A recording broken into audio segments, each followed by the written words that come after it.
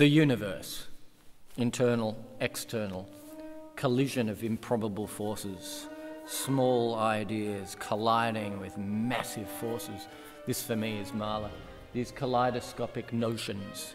Sibelius, on the other hand, is getting one idea or two ideas in a more formal structure, in a more clinical way, progressing these ideas to a formal conclusion, albeit with profound results. Pitting the two together is very interesting.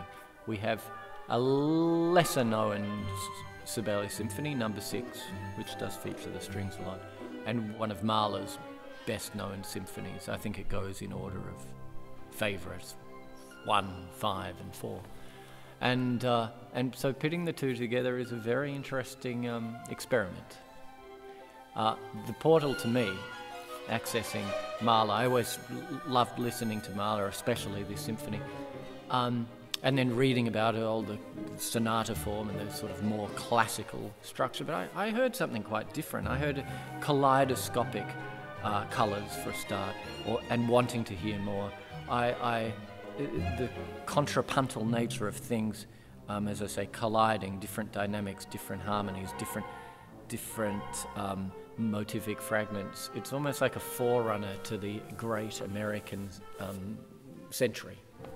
And so studying the score, I realised, well, I'm free to bring this to life because it is there in the score. It's kaleidoscopic music.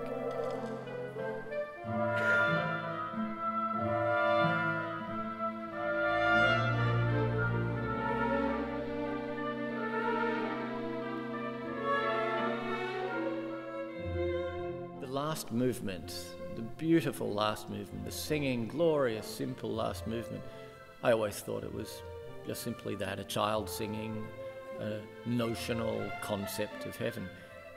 Actually, when you look at it, it's quite horrific. I mean, the words are verging on, well, to the modern ear, especially atheistic ear, it's verging on horrendous, horrible sort of notion of Herod the butcher chopping up a lamb for slaughter for people in heaven eating. And it strikes me that there's something in the German character, there's a word, Schlaraffenland, which means essentially a sort of fool's paradise. You sit there and hams come through the air and whatever you want to eat. And that's the description in the last movement. I realise that there's this horror underneath. And the more you read about Mahler, you realise that he was panic-stricken. And just as he was enjoying blue sky, he would get this pain of existential grief. And then I read that he was famously psychoanalyzed by none other than Sigmund Freud, who also came from the Czech area, Bohemia, and was a Jew in Vienna. And so this last movement takes on all sorts of other meanings to me the more one reads about it. And I'd urge anyone who's coming to the concert to read as much as you can about Mahler and his time. Endlessly fascinating.